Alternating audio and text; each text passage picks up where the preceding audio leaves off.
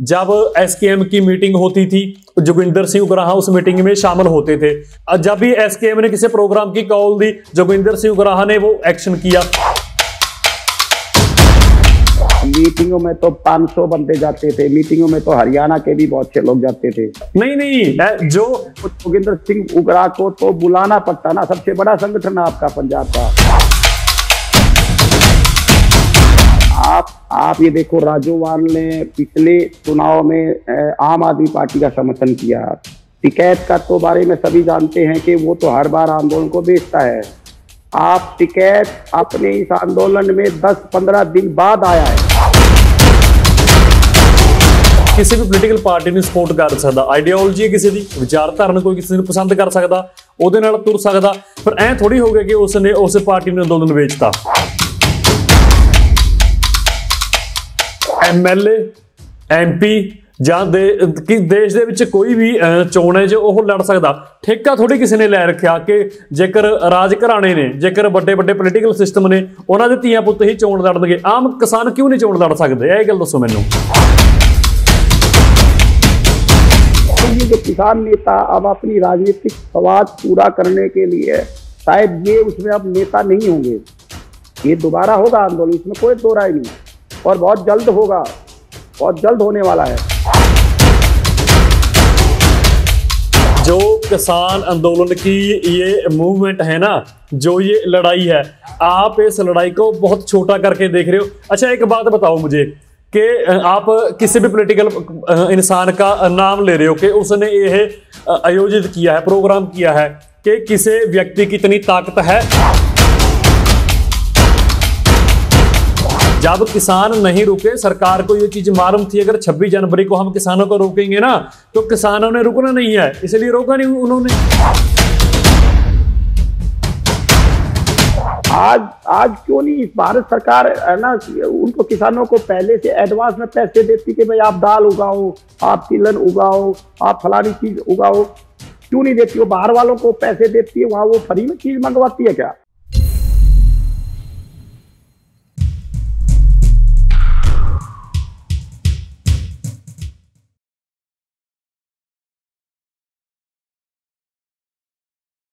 सत श्री अकाल, लोकराणा चैनल पंजाबी के प्रोग्राम सीधे सवाल ਦੇ ਵਿੱਚ ਸਾਰੇ ਦਰਸ਼ਕਾਂ ਨੂੰ ਜੀ ਆਇਆਂ। मैं गुरजिंदर सिंह पंगू ਤੇ ਮੇਰੇ ਨਾਲ हरियाणा तो खास मेहमान डॉक्टर दीपक जी ਸਾਡੇ ਨਾਲ जुड़े हुए ने हरियाणा तो। किसानी अंदोलन ਨੂੰ बड़े इन्होंने नेड़े तो देखा, बड़ा गौर नाल वाचिया, कल्ली घटनावां ते गलबात करांगे, MSP के मुद्दे उत्ते गलबात करांगे ते कई ਉਹ ਗੱਲਾਂ ਬਾਤਾਂ ਹੋਣਗੀਆਂ ਇਹਦੇ ਵਿੱਚ जो किसानी अंदोलन के संदर्भ ਦੇ ਵਿੱਚ ਤੁਸੀਂ ਨਵੀਂ ਗੱਲਾਂ ਬਾਤਾਂ ਜਾਣੋਗੇ। कई जो घटनावां घटियां उन्होंने एक अलग एंगल तो तुसीं सारी घटनावां नूं समझोगे। तो गलबात शुरू करते हैं। दीपक जी, बहुत बहुत स्वागत है तुहाडा लोकराणा ते। नमस्कार जी सभी दर्शकों को भी। दीपक जी, जेकर तुसीं थोड़ा जिहा एक बार अगे तुरन तो पहला यह एक्सप्लेन कर दो कि तुसीं अंदोलन दे नाल किवें जुड़े?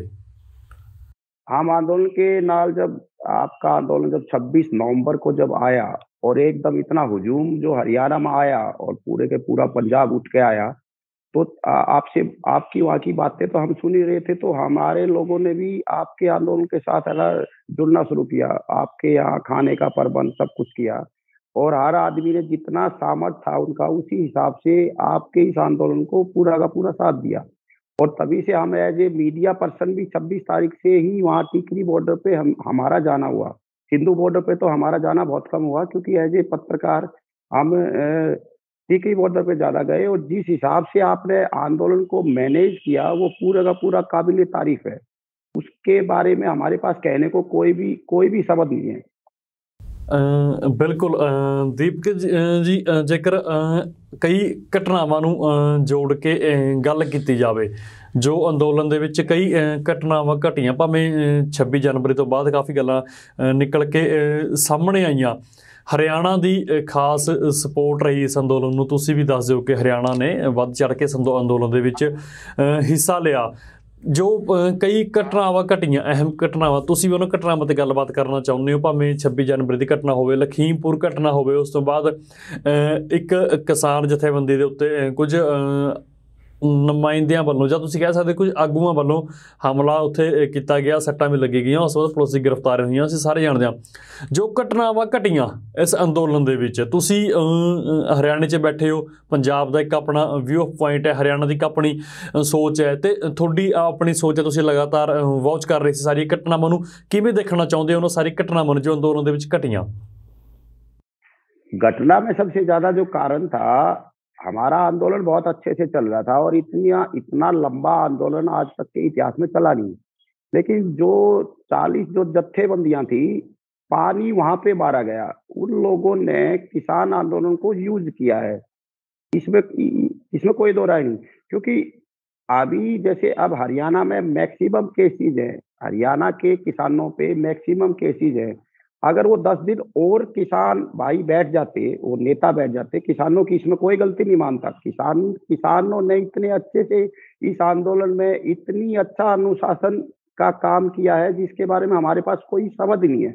लेकिन जो वो 40 नेता थे जो इस आंदोलन के अगुवा थे, उन लोगों ने किसानों के आंदोलन के साथ सबसे बड़ा धोखा किया है।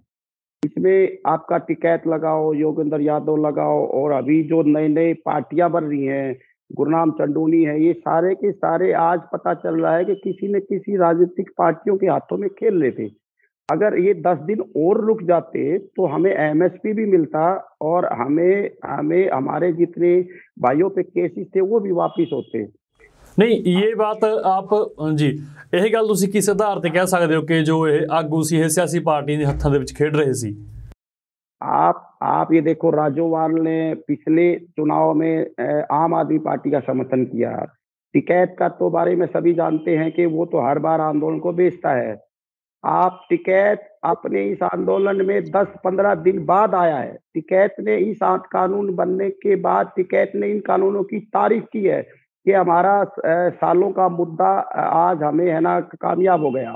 नहीं, ਤੁਸੀਂ ਇੱਕ ਗੱਲ ਦੱਸੋ ਕਿ ਦੇਖੋ ਇੱਕ ਪਾਸੇ ਤਾਂ ਸਾਰੀ ਦੁਨੀਆ ਇਸ ਗੱਲ ਨੂੰ ਕਹਿੰਦੀ ਨੇ ਕਿ ਕਿਸਾਨ ਆਗੂਆਂ ਨੇ ਸਿਰੜ ਦੇ ਨਾਲ ਇਹ ਲੜਾਈ ਲੜੀ, ਇਹ ਤਾਂ ਫਿਰ ਜ਼ਰੂਰੀ ਨਹੀਂ ਹੁੰਦਾ ਹੈਗਾ ਨਾ। ਦੇਖੋ ਡੈਮੋਕ੍ਰੈਟਿਕ ਕੰਟਰੀ ਹੈ ਇੰਡੀਆ, ਪੋਲੀਟੀਕਲ ਸਿਸਟਮ ਹੈ, ਡੈਮੋਕ੍ਰੇਸੀ, ਹਰ ਇੱਕ ਬੰਦੇ ਨੂੰ ਅਧਿਕਾਰ ਹੈ ਨਾ ਕਿ ਕਿਸੇ ਵੀ ਪੋਲੀਟੀਕਲ ਪਾਰਟੀ ਨੂੰ ਸਪੋਰਟ ਕਰ ਸਕਦਾ। ਆਈਡੀਓਲੋਜੀ ਹੈ ਕਿਸੇ ਦੀ, ਵਿਚਾਰਧਾਰਾ ਨੂੰ ਕੋਈ ਕਿਸੇ ਨੂੰ ਪਸੰਦ ਕਰ ਸਕਦਾ, ਉਹਦੇ ਨਾਲ ਤੁਰ ਸਕਦਾ। ਫਿਰ ਐਂ ਥੋੜ੍ਹੀ ਹੋ ਗਿਆ ਕਿ ਉਸਨੇ ਉਸ ਪਾਰਟੀ ਨੂੰ ਅੰਦੋਲਨ ਵੇਚਤਾ। नहीं, आप मुझे बताओ, किसान किसी को भी वोट डाल दे, लेकिन किसान पिछले 70 सालों से वोट डाल रहा है और हर बार बेचारा किसान के हालात क्या है? नहीं, ये तो ਇਹ ਤਾਂ ਅਲੱਗ ਵਿਸ਼ਾ ਹੋ ਗਿਆ ਨਾ। ਇਸ ਗੱਲ ਇਹ ਤਾਂ ਇੱਕ ਅਲੱਗ ਵਿਸ਼ਾ, ਪਰ ਆਪਾਂ ਬਿਨਾਂ ਕਿਸੇ ਸਬੂਤਾਂ ਤੋਂ ਇਹ ਗੱਲ ਨਹੀਂ ਨਾ ਕਹਿ ਸਕਦੇ ਕਿ ਕਿਸਾਨ ਆਗੂਆਂ ਨੇ ਅੰਦੋਲਨ ਵੇਚ ਦੇਣਾ ਸੀ। इसका आप मुझे एक चीज बताओ, पार्टियों का हमसे क्या लेना देना? या तो किसान अपना क्लियर करे कि भाई हम फला फला पार्टी के सदस्य है। पहले इस देश की सबसे बड़ी समस्या तो यही रही ना कि किसानों ने अपने अपने को पार्टी का सिंबल बना लिया कि मैं फला पार्टी का किसान, मैं फलानी पार्टी का किसान। वो किसान नहीं, आप मुझे ਤੁਸੀਂ ਇੱਕ ਗੱਲ ਦੱਸੋ ਮੈਨੂੰ, ਤੁਸੀਂ ਮੈਨੂੰ ਇੱਕ ਗੱਲ ਦੱਸੋ ਕਿ ਤੁਸੀਂ ਕਿਸੇ ਕਿਸਾਨ ਆਗੂ ਦਾ ਨਾਮ ਲੈ ਕੇ ਦੱਸੋ ਕਿ ਅੰਦੋਲਨ ਦੇ ਦੌਰਾਨ ਉਸ ਕਿਸਾਨ ਆਗੂ ਨੇ ਇਹ ਗੱਲ ਕਹੀ ਸੀ ਕਿ ਮੈਂ ਫਲਾਣੀ ਪਾਰਟੀ ਦਾ ਬੰਦਾ, ਕਿਸੇ ਇੱਕ ਕਿਸਾਨ ਆਗੂ ਦਾ नाम। किसान ने नहीं कही, लेकिन अंदर खाने वो पार्टियां बना रही है जो आज के दिन नहीं, देखो दीपक जी, मैं ਤੁਹਾਨੂੰ ਇੱਕ ਗੱਲ, किसके कहने पे हो रहा है? नहीं, ये ਤਾਂ देखो मेरी ਗੱਲ ਸੁਣੋ। ਇੰਡੀਅਨ ਪੋਲਿਟਿਕਸ ਅਸੀਂ ਸਾਰੇ ਜਾਣਦੇ ਹਾਂ, ਅਸੀਂ ਸਾਰੇ ਕਿਤਾਬਾਂ 'ਚ ਪੜ੍ਹੀ ਹੈ। ਕੌਨਸਟੀਟਿਊਸ਼ਨਲ ਰਾਈਟ, ਜੋ ਸਾਡਾ ਸੰਵਿਧਾਨਿਕ ਅਧਿਕਾਰ ਹੈ, ਦੇਸ਼ ਦੇ ਵਿੱਚ ਹਰ ਇੱਕ ਬੰਦੇ ਨੂੰ ਇਸ ਗੱਲ ਦਾ ਅਧਿਕਾਰ ਹੈ ਕਿ ਉਹ ਬੰਦਾ MLA MP ਜਾਂ ਦੇਸ਼ ਦੇ ਵਿੱਚ ਕੋਈ ਵੀ ਚੋਣ ਹੈ ਜੋ ਉਹ ਲੜ ਸਕਦਾ। ਠੇਕਾ ਥੋੜ੍ਹੀ ਕਿਸੇ ਨੇ ਲੈ ਰੱਖਿਆ ਕਿ ਜੇਕਰ ਰਾਜ ਘਰਾਣੇ ਨੇ, ਜੇਕਰ ਵੱਡੇ ਵੱਡੇ ਪੋਲੀਟੀਕਲ ਸਿਸਟਮ ਨੇ, ਉਹਨਾਂ ਦੇ ਧੀਆਂ ਪੁੱਤ ਹੀ ਚੋਣ ਲੜਨਗੇ, ਆਮ ਕਿਸਾਨ ਕਿਉਂ ਨਹੀਂ ਚੋਣ ਲੜ ਸਕਦੇ? ਇਹ ਗੱਲ ਦੱਸੋ ਮੈਨੂੰ। मैंने कब कहा कि आम किसान चुनाव नहीं लड़ सकता? मैंने कब कहा किसान नहीं लड़ सकता? लेकिन किसानों की ढाल बना के आप अपनी नेतागिरी ना करो ना। बात यह है, अभी आप किसान नेता, इतना बड़ा आंदोलन हुआ, पूरे देश में उन लोगों का नाम हुआ, और आज वो किसानों को एक साइड छोड़ के बगैर MSP के, बगैर उनको मुआवजा के, बगैर उनके केस वापिस किए वो पार्टियां बना रहा है। वो 370 दिन से बैठा था, अगर वो 390 दिन बैठ जाता तो क्या फर्क पड़ने वाला था 20 दिन में और में? हमें लेटर दे दिया, एक सिंपल सा झुनझुना पकड़ा दिया, लेकिन केस तो वापस नहीं हुए ना, एमएसपी तो वापस हुआ आया नहीं ना, हमें मुआवजा तो नहीं मिला ना। लखीमपुर खीरी में जो किसान बेचारे इतनी बुरी तरह उनको मारा गया, ये तो आज के दिन अंग्रेजों ने भी नहीं किया इस तरह, उनको मुआवजा मिला, उनको मुआवजा मिला।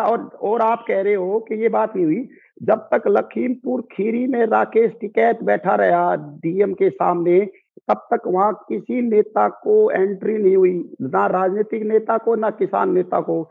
ऐसा टिकैत ने वहां पे क्या गोली दी गई भाई। ਦੀਪਕ ਜੀ ਮੈਂ ਤੁਹਾਡੇ ਕੋਲ ਇੱਕ ਹੋਰ ਗੱਲ ਜਾਣਨੀ ਚਾਹੁੰਦਾ। ਤੁਸੀਂ ਰਕੇਸ਼ ਟਿਕੈਤ ਸਾਹਿਬ ਦੀ ਗੱਲ ਕਰ ਰਹੇ ਹੋ। ਟਿਕੈਤ ਸਾਹਿਬ ਨੇ ਪਹਿਲਾਂ ਵੀ ਇਲੈਕਸ਼ਨ ਲੜੀਆਂ ਨੇ। ਗੁਰਨਾਮ ਸਿੰਘ ਚਰੂਨੀ ਉਹਨਾਂ ਨੇ ਪਹਿਲਾਂ ਵੀ ਇਲੈਕਸ਼ਨਾਂ ਲੜੀਆਂ ਨੇ। ਕਿਸਾਨ ਆਗੂ ਜੋ ਹੈਗੇ ਨੇ ਜਿਨ੍ਹਾਂ ਨੇ ਹੁਣ ਜਥੇਬੰਦੀ ਬਣਾਈ ਹੈ, ਇਹਨਾਂ ਦੇ ਵਿੱਚੋਂ ਵੀ ਪਹਿਲਾਂ ਕਿੰਨੇ ਕਿਸਾਨ ਚੋਣ ਲੜ ਚੁੱਕੇ ਨੇ। ਰੁਲਦੂ ਸਿੰਘ ਮਾਨਸੇ ਦੇ ਨਾਲ ਸੰਬੰਧਿਤ ਨੇ, ਆਪਣੀ ਕਿਸਾਨ ਜਥੇਬੰਦੀ ਹੈ, ਉਹ ਪਹਿਲਾਂ ਵੀ ਇਲੈਕਸ਼ਨਾਂ ਲੜਦੇ ਰਹੇ ਨੇ। हाँ, लड़ते रहे हैं, लेकिन किस मुद्दे पे? आज के दिन मैं कम से कम आपके 12-13 किसान नेताओं से मिला और मैंने उनको कहा कि आप तब तक डब्ल्यूटीओ की बात नहीं करोगे, डब्ल्यूएचओ की बात नहीं करोगे, किसानों की हालत यही होने वाली है, किसानों की हालत सुधरने वाली नहीं है। अब दोबारा से फिर आएंगे कानून, यही कानून और मजबूती से आएंगे।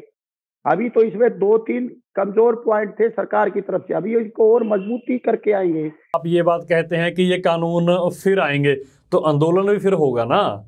जेकर बीजेपी गवर्नमेंट को लगता है, उसमें ये फायदा होगा कि ये जो किसान नेता अब अपनी राजनीतिक स्वार्थ पूरा करने के लिए शायद ये उसमें अब नेता नहीं होंगे, ये दोबारा होगा आंदोलन, इसमें कोई दो राय नहीं, और बहुत जल्द होगा, बहुत जल्द होने वाला है। पर दीपक जी ਇਹ ਛੋਟੀ ਗੱਲ ਨਹੀਂ ਕਿਤੇ ਹੁੰਦਾ। ਸਰਕਾਰ ਇੱਕ ਹਕੂਮਤ, ਉਹ ਹਕੂਮਤ ਜੋ ਜਿਹੜਾ ਐਨਡੀਏ ਮੈਜੋਰਟੀ ਦੇ ਵਿੱਚ ਰਾਜ ਕਰ ਰਿਹਾ ਇਸ ਦੇਸ਼ ਦੇ ਉੱਤੇ, ਇਹ ਛੋਟੀ ਗੱਲ ਨਹੀਂ ਹੁੰਦਾ ਕਿ ਪਾਰਲੀਮੈਂਟ ਦੇ ਵਿੱਚ ਪਹਿਲਾਂ ਕਾਨੂੰਨ ਲੈ ਕੇ ਆਉਣੇ, ਰਾਜ ਸਭਾ ਦੇ ਵਿੱਚ ਉਹ ਕਾਨੂੰਨ ਧੱਕੇ ਦੇ ਨਾਲ ਪਾਸ ਕਰਨੇ, ਦੇਸ਼ ਦੇ ਪ੍ਰੈਜ਼ੀਡੈਂਟ ਰਾਸ਼ਟਰਪਤੀ ਤੋਂ ਉਹ ਸਾਈਨ ਕਰਵਾਉਣੇ ਕਾਨੂੰਨ, ਜਾਂ ਰਾਸ਼ਟਰਪਤੀ ਨੇ ਸਾਈਨ ਕਰਨੇ, ਤੇ ਬਾਅਦ ਦੇ ਵਿੱਚ ਬੀਜੇਪੀ ਸਰਕਾਰ ਨੇ ਉਹ ਕਾਨੂੰਨ ਵਾਪਸ ਲੈਣਾ। ਦੁਬਾਰੇ ਗੱਲ ਕਿਤੇ ਕਾਨੂੰਨ ਲੈ ਕੇ ਆਉਣੇ ਖਾਲਾ ਜੀ ਦਾ ਬਾੜਾ ਨਹੀਂ, ਭਾਵੇਂ ਬੇਸ਼ੱਕ ਨਰਿੰਦਰ ਤੋਮਰ ਇਹ ਗੱਲ ਕਹੀ ਜਾਣ।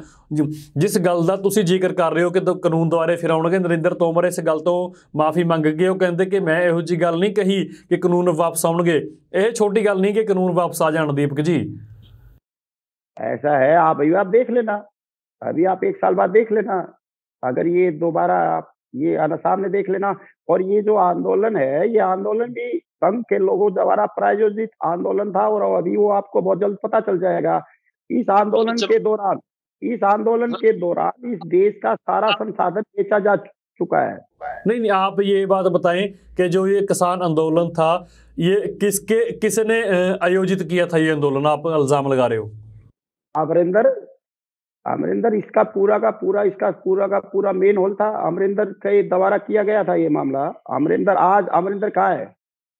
नहीं दीपक जी, नहीं आप, मैं आपको एक बात बताता हूँ।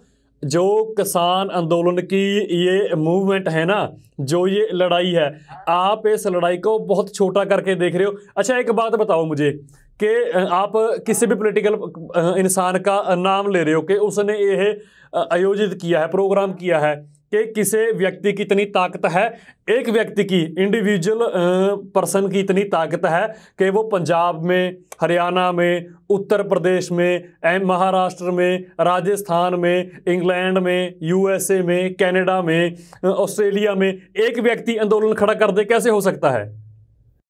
आप एक व्यक्ति एकदम तो हुआ नहीं आंदोलन, तो पूरा का पूरा इसने प्लानिंग बनाई थी। जितने राजनीतिक जो जिन पार्टियों के राजनीतिक आदमी थे, उन्होंने एक उस पर इकट्ठा किया गया। आप मुझे एक चीज बताओ ना, ये आंदोलन 26 नवंबर को तो आप हमें सभी को दिल्ली जाने नहीं दिया। 26 जनवरी को फिर हमें दिल्ली जाने की परमिशन कैसे मिल गई? कैसे? नहीं, 26 नवंबर को तो हमें दिल्ली जाने नहीं दिया, रास्ता रोक दिया गया। 26 नवंबर को आए थे ना हम लोग दिल्ली में, बॉर्डर पे 26 नवंबर को आए थे। 26 नवंबर को तो हमें दिल्ली जाने की परमिशन नहीं मिली, लेकिन 26 जनवरी को हमें दिल्ली जाने की परमिशन मिल गई। नहीं, परमिशन आप एक बात समझो ना सरकार की, परमिशन तो ना ही 26 जनवरी को थी, ना ही 26 नवंबर को थी। 26 नवंबर को सरकार रोक रही थी कि आपने दिल्ली भाई नहीं जाना है। जब किसान नहीं रुके, सरकार को ये चीज मालूम थी अगर 26 जनवरी को हम किसानों को रोकेंगे ना तो किसानों ने रुकना नहीं है, इसलिए रोका नहीं उन्होंने। वो तो ताकत थी ना किसानों की, वो तो ताकत थी। 26 नवंबर को तो रोक तो दिया ही था, आगे तो नहीं बढ़ पाए ना किसान। वहाँ पे खूब है ना, उन पे लाठी चार्ज हुआ, वाटर कैनन किया ना छोड़ी गई। 26 नवंबर को तो नहीं, वो तो सरकार ने ये बात भी बोली, सरकार ने तो ये बात भी बोली थी ना कि अब बराड़ी के मैदान में चले जाओ, वहां बैठ जाओ। वहां कौन बैठा? कोई भी नहीं गया।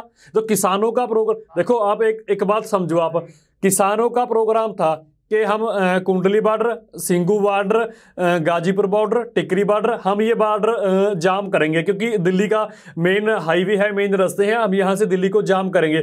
जब किसानों ने ये बात चाही कि हम संसद में का जो इजलास है, हम एक किसान संसद चलाएंगे, संसद के सामने चलाएंगे, पैरेलल एक संसद हम क्रिएट करेंगे, वो सब हुआ। उसके बाद जब किसानों ने मिली संसद में जाने के लिए, कितने लोगों को मिली जंतर मंतर पर जाने के लिए किसान संसद में? ऐसा नहीं, प्रोग्राम तो होते हैं ना, ऐसा थोड़ी होगा कि सारा आंदोलन ही संसद में चला जाएगा। वो तो एपिसोड होते हैं, प्रोग्राम होते हैं, जैसे आंदोलन को मैनेज करते हैं, वो तो पड़ा दर पड़ा आंदोलन चलता है ना। ऐसे थोड़ी होगा एक ही दिन में सारे किसान संसद में चले जाएंगे। तो एकदम नहीं जाएंगे। तो रामलीला मैदान किस लिए है? रामलीला मैदान हमारे आंदोलन करने के लिए तो है। हम बुरारी क्यों जाए? पहली बात, अच्छा, मुझे और बुरारी जाता तो हमें एक घोषित जेल बना दी जाती। एक बात बताओ, एक बात बताओ मुझे, जेकर टिकरी बॉर्डर, गाजीपुर बॉर्डर और सिंगू कुंडली बॉर्डर जो इकट्ठा साथ है, जेकर सभी किसान मिलकर या तो बराड़ी चले जाते या रामलीला मैदान चले जाते तो सरकार पे क्या इंपैक्ट पड़ता? उसका सरकार पर तो तब इंपैक्ट पड़ा ना जब रोड जाम हुए, जब लोगों को परेशानी हुई, तब सरकार ने कहा कानून हम वापस करते हैं। अगर किसान एक साइड बैठे रहते तो बैठे रहते, सरकार को लेना देना था नहीं उससे। लेकिन उसके साथ जो हमारा मुद्दा था एमएसपी, हमें आया क्या? नहीं, ये आप देखो, क्या आप मुझे एक बात बताओ, नहीं आप एक मुझे बात बताओ, ये जो आंदोलन, जब आपने किसान आगों की स्टेटमेंट तो देखी होगी ना, किसान लीडरों ने क्या कहा? जोगिंदर सिंह गुराहा भी ये बोले, बलबीर सिंह राजेवाल भी बोले, गुरनाम, सारे आगों ने कहा। जोगिंदर सिंह उगरा तो 40 नेताओं में है ही नहीं भाई साहब, 40 नेताओं में है नहीं, मोर्चे का हिस्सा तो थे ना, वो मोर्चे का हिस्सा थे, लेकिन 40 नेताओं में वो तो कभी कृषि मंत्री से मिलने भी नहीं गए। नहीं, आप मुझे एक बात बताओ, जब एसकेएम की मीटिंग होती थी, जोगिंदर सिंह गुराहा उस मीटिंग में शामिल होते थे। जब भी एसकेएम ने किसी प्रोग्राम की कॉल दी, जोगिंदर सिंह गुराहा ने वो एक्शन किया। जब भी एसकेएम ने किसी एक्शन की कॉल दी, जोगिंदर सिंह गुराहा ने एक्शन दिया। जब संसद का प्रोग्राम चला, जोगिंदर सिंह गुराहा साथ थे। जब दिल्ली जाने की कॉल दी, जोगिंदर सिंह गुराहा साथ थे। जब सरकार के साथ बात करते थे किसान आगू, एसकेएम के 32 जथेबंदी के आगू सरकार के साथ बात करते, जोगिंदर सिंह साथ थे। जोगिंदर सिंह गुराहा किसान मोर्चे का हिस्सा रहे हैं। नहीं मिले जोगिंदर सिंह कृषि मंत्री के साथ कब मिलने गए? नहीं, जितनी बार मीटिंग हुई है ना, मीटिंग में हिस्सा थे जोगिंदर सिंह गुराहा। मीटिंगों में तो 500 बंदे जाते थे, मीटिंगों में तो हरियाणा के भी बहुत से लोग जाते थे। नहीं, जो जोगिंदर सिंह उगरा को तो बुलाना पड़ता ना, सबसे बड़ा संगठन है आपका पंजाब का। नहीं, आप दीपक जी, आपको मैं बताता हूँ, 500 व्यक्ति नहीं जाते थे मीटिंग में तो वो व्यक्ति जाते थे जो एसकेएम का हिस्सा थे। 500 लोग जाते थे, वो जथेबंदी। ये ना मामला। आप मुझे एक बात बताएं, जब ये आंदोलन शुरू हुआ, पंजाब से आंदोलन शुरू हुआ, हरियाणा से आंदोलन शुरू हुआ, दोनों स्टेट ने मिलकर सरकार के खिलाफ लड़ाई लड़ी। उसके बाद ये पूरे संसार में आंदोलन फैल गया, जहां जहां कॉल गई। जब पंजाब से आंदोलन शुरू हुआ, जब डिमांड क्या थी? डिमांड तो एमएसपी की नहीं थी ना, उस समय डिमांड थी कि 3 कृषि कानूनों को रद्द करवाना है, तीनों को रिपील करवाना है। उस समय डिमांड ये थी। अभी भी आंदोलन खत्म हुआ, जोगिंदर सिंह गुराहा ने भी, साहब ने ये बात बोली, सब किसान आगुओं ने, कि एमएसपी के ऊपर एक और आंदोलन हम लड़ेंगे। उस आंदोलन में ही एमएसपी मिलेगी। ये आंदोलन था, ये आंदोलन 3 कृषि कानूनों को रिपील कराने का आंदोलन था। ये ऐसा है, इस एमएसपी के मामले पे मेरा थोड़ा अलग नजरिया है। हालांकि हम एमएसपी वाले आंदोलन में भी उनका हमने पूरा साथ दिया, लेकिन एमएसपी में आज तक कम से कम 17 बार तो कमेटी बन चुकी है एमएसपी पे। और दूसरी बात इस पे मैं कहना चाहूंगा कि एक अगर पेन भी बिकता है वो एमआरपी पे बिकता है, और किसान बेचारा इतना भोला है, वो एमएसपी मांग रहा है और सरकार हमें वो भी नहीं दी जा रही। और दूसरी, इस देश में किसानों को एक दूसरे तरीके से बेवकूफ बनाया जा रहा है कि भारत कृषि प्रधान देश है। भारत कभी भी कृषि प्रधान देश नहीं रहा, भारत कृषि केंद्रित उद्योग प्रधान देश रहा है। अगर भारत के आप इतिहास को टटोलो तो, और यहाँ पे कभी भी एग्रीकल्चर प्रोड्यूस की मार्केटिंग नहीं की गई। एग्रीकल्चर प्रोड्यूस में लोगों को हिस्सा दिया गया है। यहाँ का जो व्यापारी इंग्लैंड तक कपड़ा लेके जाता था, जो किसान उसको कपास देता था, आने के बाद उसको उसका हिस्सा मिलता था कि जितनी उसकी इनकम हुई है। और जब तक किसान को उस अपने रॉ मटेरियल का जिस कंपनी को पैसा दिया है उसमें उसका हिस्सा नहीं मिलेगा, तब तक किसान की माली हालत सुधरने वाली नहीं है। एमएसपी से भी किसान की हालत सुधरने वाली नहीं है, क्योंकि आज किसान बेचारा अपनी खेती छोड़ने के उस पे है। किसानों को हरित क्रांति के नाम पे बहुत बड़ा बेवकूफ बनाया गया है।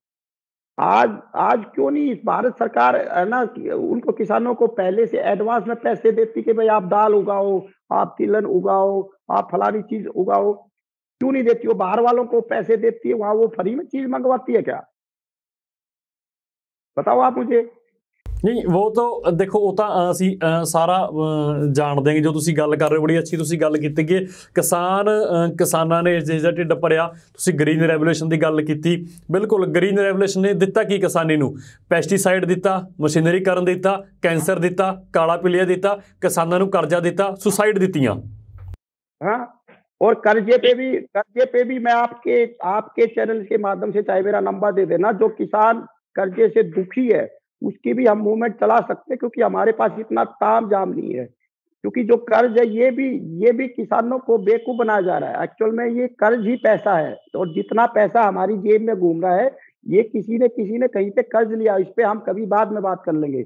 और रही बात एमएसपी की, हम चाहते हैं कि एमएसपी की बजाय किसान ने, मान लिया हमारे रोहतक में पार्ले जी की है ना वो है फैक्ट्री, पार्ले जी को दूध कौन दे रहा है? किसान दे रहा है। आटा कौन दे रहा है? किसान दे रहा है। उसको गुड़ चीनी कौन दे रहा है? किसान दे रहा है। और पार्ले जी उसको बेच के एक है ना बिस्कुट 150 रुपए किलो बेच रहा है, तो हमें उस 150 रुपए किलो में हिस्सा चाहिए। हम गिरगिरा ही नहीं है ना मांग रहे, हम अपना हिस्सा मांग रहे हैं। और तब तक हम हिस्सा नहीं लेंगे तो किसान बेचारा दुखी होगा। आज किसान अपने बेटे को किसान बनाना नहीं चाह रहा। आज किसान हर कोई अपनी जमीन बेच के और बेचारा शहरों में आके कुछ छोटा मोटा काम करने पे तुला हुआ है। आज पूरे देश में आप इस पे देख लो, एक्सप्रेस वे बन रहे हैं, उस पे जमीन किसने दी? उस एक्सप्रेस वे का हिस्सा किसान, जिन लोगों ने जमीन दी उसका हिस्सा क्यों नहीं बनाया जा रहा? कंपनियां क्यों उसमें हिस्सा डाल रही है? और किसान, जो कंपनियां एक्सप्रेस वे बना रही है उनको लोन सरकार ही दे रही है। वो अपनी जेब से एक पैसा नहीं लगा रहा। जितना भी है आज के दिन है ना, जितने भी एक्सप्रेस वे हैं, तो सरकार इस देश को बर्बाद करने पे लगी हुई है, या इस देश के लिए वेलफेयर स्टेट है? आप कोई भी देख लो। आप मतलब कोई हमारे जैसा आदमी एक छोटी सी गाड़ी ले ले, कोई किसान बेचारा छोटी सी गाड़ी ले ले, तो वो है ना एक दिन में कम से कम 500-600 रुपए का तो है ना उसका दे देगा टोल का, और जबकि जमीन वो हमारी है। अब किसान को बहुत बड़ी लड़ाई लड़नी पड़ेगी आजादी की, हमें ये दूसरी लड़ाई लड़नी पड़ेगी। ਜੀ ਦੀਪਕ ਜੀ, ਅਸਲ 'ਚ ਮੈਂ ਤੁਹਾਨੂੰ ਦੱਸਦਾ ਗੱਲ ਪਤਾ ਕਿੱਥੇ ਹੈ। ਇਹ ਸਾਰੀ ਘੁੰਡੀ ਫਸੀ ਕਿੱਥੇ ਹੋਈ ਹੈ? ਕਿਸਾਨ ਕੋਲ ਐਜੂਕੇਸ਼ਨ ਨਹੀਂ ਹੈ। ਤੁਸੀਂ ਮਾਰਕੀਟਿੰਗ ਦੀ ਗੱਲ ਕੀਤੀ ਕਿ ਕਿਸਾਨ ਜੋ ਪ੍ਰੋਡਿਊਸ ਕਰਦਾ ਉਸ ਨੂੰ ਕੰਪਨੀਆਂ ਵਰਤਦੀਆਂ ਨੇ, ਉਸ ਨੂੰ ਮਾਰਕੀਟਿੰਗ ਕਰਦੀਆਂ ਨੇ। ਕਿਸਾਨ ਵੀ ਮਾਰਕੀਟਿੰਗ ਕਰ ਸਕਦਾ। ਕਿਸਾਨ ਮਾਰਕੀਟਿੰਗ ਕਿਉਂ ਨਹੀਂ ਕਰਦਾ? ਕਿਉਂਕਿ ਕਿਸਾਨ ਦੇ ਕੋਲ ਐਜੂਕੇਸ਼ਨ ਨਹੀਂ ਹੈਗੀ।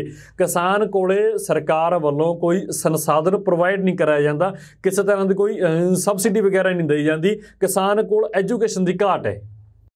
सरदार जी, आपकी संस्कृति और हमारी संस्कृति लगभग मिलती हुई है। आपने पगड़ी ना रख ली, हम थोड़े सिर वैसे हो गए। थोड़ा सा अंतर इसी में है, आपका सिख धर्म और हमारा हमारा धर्म लगभग एक सा है। जब बेचारा किसान अपनी फसल बेचता है तभी उसके घर में शादी ब्याह होगा, बच्चों की फीस दी जाएगी और सब कुछ करेगा। किसान तो 2 दिन अपनी फसल नहीं है ना रख सकता। वो अगर अगर वो मार्केटिंग करने के लिए उसके पास पूरा पैसा हो तो वो अपनी फसल एक दिन ना बेचे, वो खुद ही मार्केटिंग कर ले। समस्या जो हम चीज के बदले चीज लेते थे, जो हमारा बार्टर सिस्टम था, वो इसी वजह से तो खत्म किया गया ना, ताकि एक आदमी, एक चंद लोगों के हाथ में आपका पैसा आ जाए। हमारे यहाँ 5 धन माने गए हैं। सबसे उत्तम धन है आरोग्य धन, विद्या धन, उसके बाद गोधन, पशु धन और जो ये पैसा, ये हीन धन, ये 5 धन हमारी संस्कृति में बताए गए हैं। अब वो जो सारा धन है वो रुपए में आ गया ना, हमारे बाकी धन तो खत्म कर दिए, वो तो कहीं है ही नहीं। समस्या तो वही आ रही है ना कि बेचारे किसान को अपना माल जल्दी से जल्दी बेचना है ताकि वो अपनी बेटी की शादी करे, लोगों की फीस दे, अपना कर्जा उतारे, सब कुछ उतारे। नहीं तो ब्याज पे ब्याज भी तो उसी को देना देना पड़ेगा। दिक्कत यहाँ भी तो है ना। नहीं तो किसान हमारे बहुत से आज के दिन तो किसान बड़े ज्यादा एजुकेशन में बहुत अच्छे हैं, इसमें कोई दिक्कत नहीं है। लेकिन उस एजुकेशन का क्या करें जिस जिस एजुकेशन ने हमारा पानी खराब कर दिया, हमारी जलवायु खराब कर दी, हमारी जमीन खराब कर दी, ऐसी एजुकेशन का क्या करें। और किसान से तो बड़ा वैज्ञानिक पूरी दुनिया में हमारा जो किसान था, उनसे बड़ा वैज्ञानिक तो कोई है ही नहीं। उसको तो ये पता था कि अब बारिश आएगी, अब सूखा पड़ेगा, अब बाढ़ आएगी। वो तो पहले से वो है ना पक्षियों को देख के पहचान लेता था कि इस आने वाले टाइम में बाढ़ आएगी या नहीं आएगी। जी बिल्कुल। चलो दीपक जी, आपने बहुत अच्छी बातें की, हमारी डिबेट भी गर्म रही। अगली बार नए किसी मुद्दे के साथ जरूर बातचीत में शामिल होंगे। और कुछ आप एमएसपी के ऊपर कहना चाहें हो तो? एमएसपी पे यही चाहेंगे कि अभी हमने डूबते को तिनके का सहारा, अभी हमें एमएसपी मिल जाए तो बहुत अच्छा। लेकिन हमारा संघर्ष तो हिस्से में होना चाहिए कि किसान को, इस देश की जो पूंजीपति कंपनियां जो किसान का रॉ मेटेरियल लेके जो पैसा कमाती हैं, उसमें किसान को हिस्सा चाहिए। तब तक हिस्सा नहीं मिलेगा तब तक हमारी लड़ाई अधूरी रहेगी। ये आपके चैनल के माध्यम से मैं सभी किसान भाइयों को, सभी देश के नागरिकों को कहना चाहूंगा। जी जी बिल्कुल। थैंक यू, शुक्रिया, धन्यवाद दीपक जी जुड़ने के लिए। थैंक यू जी दोस्तों, साडे नाल जुड़े हुए सी डॉक्टर दीपक जी। सारे मसले ते गलबात की, किसानी अंदोलन की गलबात की। तुहानूं गलबात किहो जी लगी तुसीं जरूर कमेंट बॉक्स में कमेंट करके दस्सो। तुसीं देखदे रहो तुहाडा अपना चैनल लोकराण चैनल पंजाबी। धन्यवाद।